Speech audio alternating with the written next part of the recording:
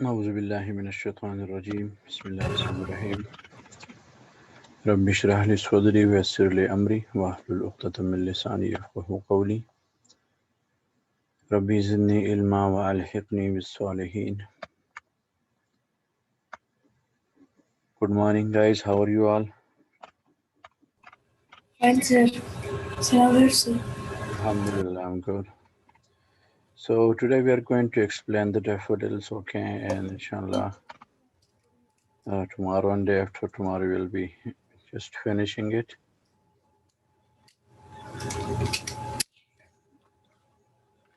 So we had learned that Mr. William Wordsworth, he was the pioneer, he was the founder of the Romantic movement in English poetry. And we also learned that he was the national poet of English literature.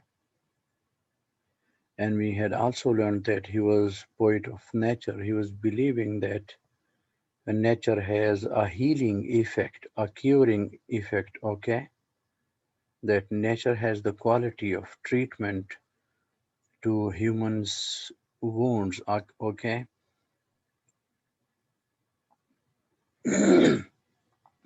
And we learned that he was born over there in Lake District, and Lake District, that was a great natural resort, okay? A place where natural beauty was so much. So, guys, we are coming towards what our today's work, and that is words to know glee. The word glee mean to be happy, or mirth, or joy, or joyfulness. And host mean when someone who is going to take care of you, okay, you when you become a guest, so the person that who is over there to look after you or to serve you is your host. Over here in the poem, host means the large number of what? Large number of the daffodils, that they were in thousands, okay? They were in thousands. Mr. William Wordsworth says that 10,000 saw I at a glance. So that host of golden daffodil mean large number of daffodils, okay, grown over there by the margin of the bay. The next is jocund. The word jocund once again means a person that who is happy, he is excited, or who is in a state of what? Joy. And the next is Milky Way. Milky Way means galaxies, okay, as we can see over above, up above in the sky, that there are millions and trillions of stars.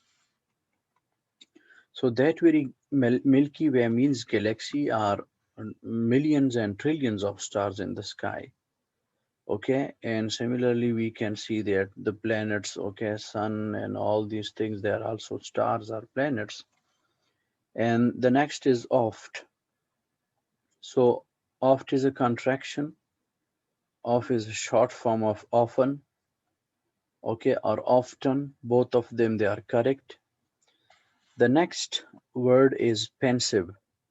Pensive.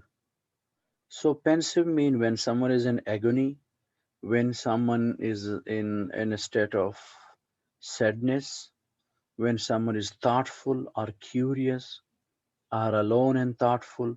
So pensive means when someone's mood is what? Not good, or someone is in a bad state of what? Temper. The next is solitude. So the word solitude mean when you are all alone, when you are solitary, okay? Solitary mean when you are alone. Solitude mean when what? When you are all alone somewhere. The next is sprightly. The word sprightly means a movement or an action that is full of life, that is full of passion, that is full of somehow energy. That is called sprightly. That is called sprightly or lively. The next is vales. So vales over here, that is what? Valleys. That is from valleys. That is from valleys. So guys, if you have any question in words to know, you can ask.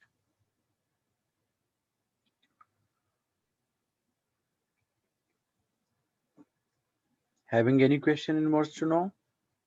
No, sir. Okay, so now we are coming to our regular text, the poem. I wandered lonely as a cloud. So over here, the verb is I wandered. What he was doing? The poet was wandering. The wonder mean when someone is in a state of loneliness, in a state of uselessness, in a state of agony, when someone is walking or roaming without any aim, without any purpose, without any object. So poet over here says, I wandered lonely as a cloud that floats on high over vales and hills.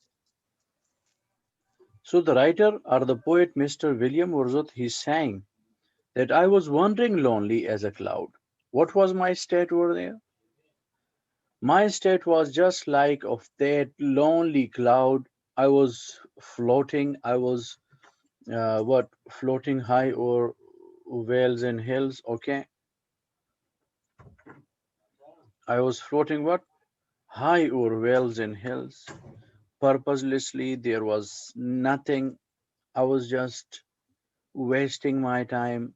I was I wasn't having any purpose of that very word walk, but I was upset. I was bored. I was alone to kill my loneliness and to just go and get some excitement in the nature. So that is why I was purposelessly roaming. I wasn't having anything to do. But the I was the same as what? As the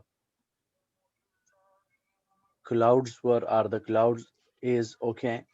And as the clouds that they are what? Floating high over vales and hills, as we have a state of what state of that very cloud, that the clouds they are what they are floating, they are flying, okay, above the valleys and hills. So valley is what? Valley is a place, okay. Valley is a place surrounded by the hills, and hills, you know, they are mountains and hills, you know that. So when all at once I saw a crowd, the poet over here says, in the above two lines, he says that I was lonely and I was purposelessly wandering because I wasn't having anyone to discuss myself, my heart with. Okay, that is why I wasn't I wasn't having any good company to tell my heart and to pass my time with and to enjoy my life with.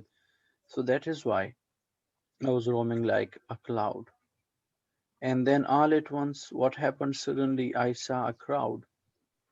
I saw a crowd. A crowd mean a big number, or a huge number of something, someone, some people. What you say? Okay. And what was that crowd? That crowd was a host of golden daffodils. So there were a huge number of golden daffodils. So what type of gold daffodils there were?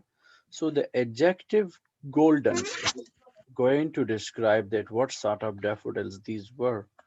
The adjective golden is going to describe that what sort of daffodils there were. So there was a host of golden daffodils. And there were what? Thousands of daffodils over there. And where they were, what was the position? What was the setting? That where these daffodils were? These daffodils were beside the lake. They were by the lake. They were near the lake. Or they were grown by the side of the lake, sorry. And where they were? Beneath the trees.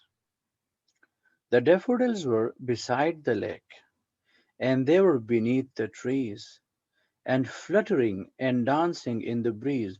So these golden daffodils are a huge number of those daffodils. Where they were? They were beside the lake, they were beneath the trees, and what they were doing? They were fluttering. The word fluttering means when someone is moving, okay, or when something is moving in the sunshine, and that sunshine is going to reflect, okay, from the movement. That sunshine is reflect are reflecting from the moment. So that very moment is called fluttering. That very moment is called fluttering. So what the host of the golden daffodils they were doing? They were fluttering and they were dancing. What they were doing? They were fluttering and they were dancing in the breeze. So they were enjoying the breeze. They were enjoying the breeze. So the writer over here in these lines, he's telling us what? That he was all alone, just like clouds, having no company, no friends, no family, nobody to tell my heart to, or to tell them what I feel and what I want. So because of that very state of helplessness, I was roaming to find someone, something to attract me, to change or alter the situation, over there inside my heart. So he says, I was wandering, alone like a cloud, purposelessly, and I was wondering, over the valleys and hills, okay, as the clouds they are floating over hills and valleys. Similar was my situation that I was doing that. Then suddenly I saw a crowd. Suddenly I saw a huge number, and what I saw, what were the things in that huge number, that crowd? So that was a host of golden daffodils. There were thousands of daffodils over there, and where they were beside the lake, beneath the trees. Okay, so the actual position of the daffodils that was that they were just by what? By the bank of the lake, okay, and they were beneath the trees, and what they were doing? They were fluttering and dancing. And where they were fluttering and in which state? They were fluttering and dancing in the breeze.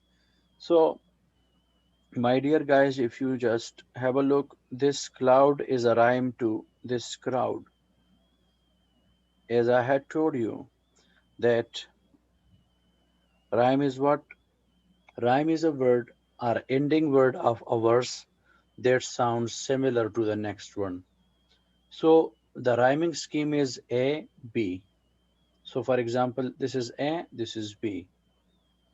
Then the floats. So over here, hills, hill is rhyming to this very word daffodils. Hill is rhyming to daffodils.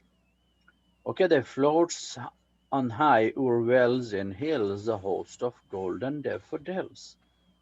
Now you can say it, okay, guys, if you want to make it a couplet. I wandered lonely as a cloud when all at once I saw a crowd that floats on high o'er wells and hills, a host of golden daffodils, beside the lake beneath the trees, fluttering and dancing in the breeze. So, guys, if you have a look, these trees is rhyming with this breeze. Got it, guys? Yes, sir. So, this trees is going to rhyme with the breeze. Trees is going to rhyme with the breeze, okay? Yes, sir. So, Yes, while While what? While we are dealing with the poetry, so the first and foremost thing is that we should write reference to the context, and then there is the paraphrase. So at this level, you do not need that reference to the context and all these things, okay? But you need to know a little bit about the paraphrase. So the word para mean equal and phrase means sentence. So whenever you are going to make or change the poetical form or shape or structure of a poem into a paragraph or simple form, that is called paraphrase. So in paraphrase, you will have to keep in mind that you cannot change the motive, the purpose, the aim of the poet or the writer. You will have to stick to his point. You will have to stick to his what? To his mission, that what his mission is for what he is writing the poetry or poem. You are not allowed to change it, but only and only your job will be to change the words and structure of the words. If the structure is poetical, if it is in verse or in metrical form, so you will have to change that very metrical form into paragraph form. Okay, you are allowed to change the words, but you are not allowed to change the purpose of the poem, aim of the poem, theme of the poem, and subject of the poem. So that is the thing to remember. And I'm going to tell you that what the paraphrase of this very this very stanza will be. I wandered lonely as a cloud that floats on high o'er vales and hills, when all at once I saw a crowd, a host of gold and daffodils, beside the lake, beneath the trees, fluttering and dancing in the breeze. So the poet was wandering or walking or promenading, okay, alone as a cloud in, as like that cloud there, or the cloud that he is floating, or it is floating high over wells and hills. So the poet suddenly saw a crowd of what? A crowd of thousands of daffodils was over there, and they were beside the lake. Okay, they were just at the bank of the lake, and they were beneath the trees. Okay, under the trees, so fluttering and dancing in the breeze, and those golden daffodils, they were fluttering and they were dancing in the breeze. So continuous as the stars that shine and twinkle on the Milky Way, they stretched in never-ending line along the margin of a bay. Now, in the next four lines, we are told about some other qualities of the daffodils, that what these the daffodils are and how they look like and what they do. So in these four lines, guys, we are told about something, and that something is continuous as the star that shine. That these daffodils, they were continuously, incessantly, okay, or incessantly, non-stop. They were shining non-stop. And how they were shining? They were shining like the stars in the galaxies. As I had told you, Milky Way means galaxies. So the daffodils, they were shining and they were twinkling as the stars up above in the skies are galaxies. They twinkle and they shine. And they stretched. They were grown. They stretch means they were grown in a vast area, okay? The area that is somehow so much big. So they stretch in never-ending line. Never-ending line. How these daffodils were? They were stretched. The word never ending means a point, a thing that has no end, that is unlimited, that is unlimited. So we cannot see, or the writer who he is over exaggerating. He is a poet, so he want to show, he want to tell us something. Okay, that something is shown to us or described as something very huge and big. Maybe there were 10,000 or 20,000, but it is impossible. That was a never-ending line. The word never ending line, that is an exaggeration over here, that the poet is exaggerating the beauty of those golden daffodils. But maybe the writer, he is what? He is so much amazed and excited by the beauty and the company of those beautiful golden daffodils that he can't see anything else, okay, than the beautiful daffodils. So that is the reason that he says that they stretched in never-ending line. And where they stretched along the margin of a bay. So they were what? They were once again a beside the bay, okay, bay in Gulf, okay, that is once again, okay, a place that is surrounded by somehow by hills and waters, that is called bay. So the poet over here, he is doing what? He is once again enjoying, okay, and enjoying that fluttering and dancing of the daffodils, okay. And he's saying that the fluttering over here, it is explained that they were shining, they were twinkling incessantly, they were twinkling non-stop, okay, they were twinkling and they were shining as the stars they shine above in the skies, okay, and they were grown so in so huge amount or in so huge number that the poet says that they were never ending. Okay, they were never ending, and they were over there grown by the margin of a bay, the margin of a bay. Okay,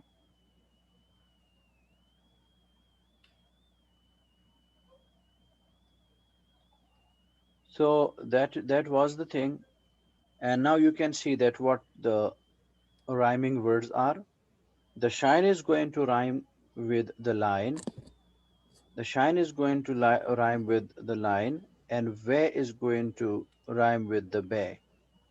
Where is going to rhyme with the bay. Okay, where is going to rhyme with the bay. So that those things, the four what rhyming words. The next is shine and line, and then bay and way. So continues as the stars that shine, they stretched in never-ending line, and twinkle on the Milky Way along the margin of a bay. So the rhyming words they are over there to create or produce musicality in the poem, to that one may sing it, okay, or one can sing it. So that is the thing, okay. That is the thing, okay.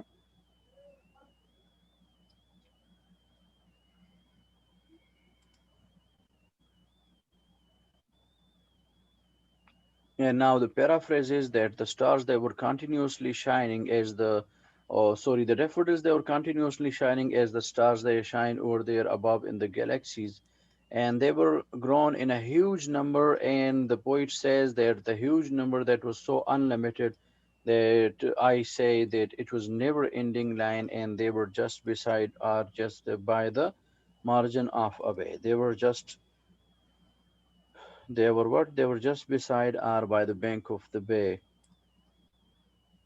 Okay, guys. And if you have any question, you can ask me. Do you have any question in these things? Any question, guys?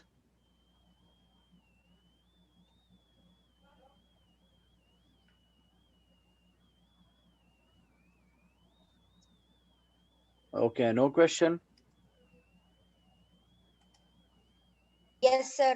Okay, 10,000 saw I at a glance, tossing their heads in sprightly dance. Okay, so the writer over here, once again, the system or the process of exaggeration that is still moving on. Okay, he's so much excited by the beauty of those beautiful and golden daffodils that he says what he says.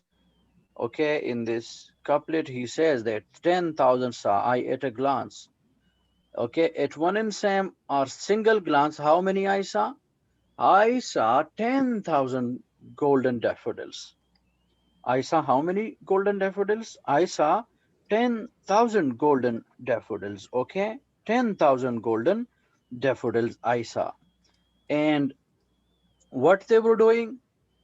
Okay, why and what they were doing are these golden daffodils were doing? They were tossing their heads. They were moving their heads. Okay, and they are hitting each other what heads with one another, or they were tossing their heads with one another. And why they were tossing their heads? Because they were dancing sprightly. They were dancing passionately. They were dancing what? Enthusiastically. So the golden daffodils, they were tossing their heads, and for what they were tossing their heads? They were tossing their heads to dance and to show their lively spirit over there in their dance, or their happiness in the dance.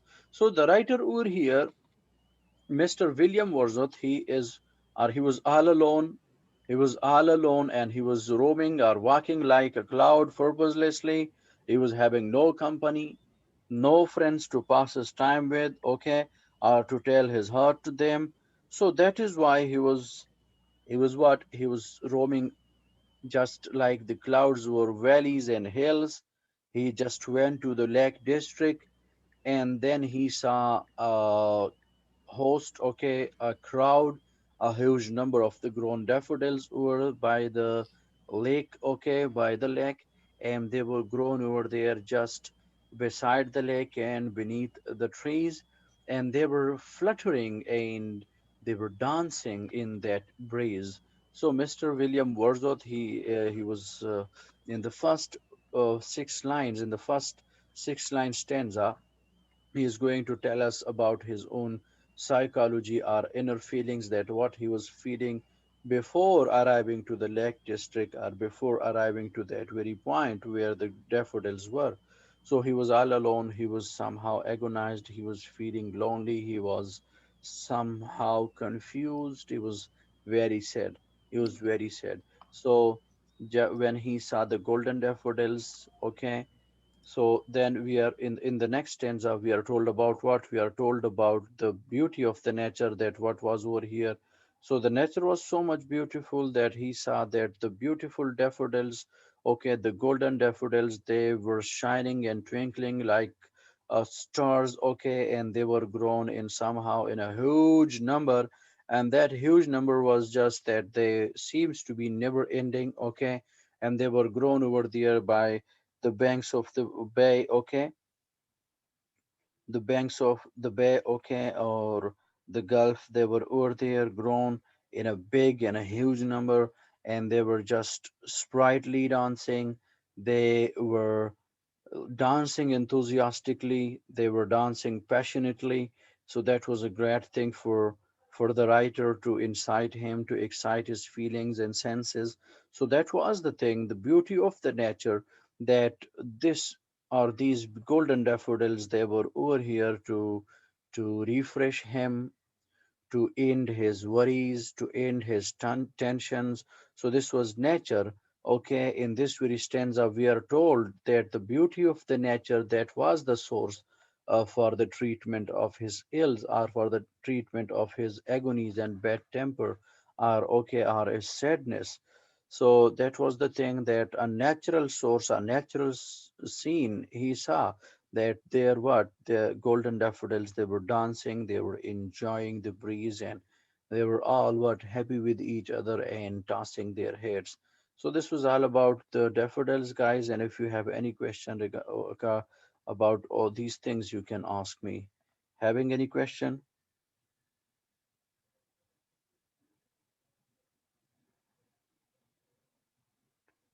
Having any No, sir. question? No question? Question, sir. So all of you are clear? Yes, sir. No question? Yes, sir. Yes, sir. Okay, thank you so much, guys. Inshallah, then we'll have to see each other tomorrow. And go with God. Allah Hafiz. Take care. Allah Hafiz, sir.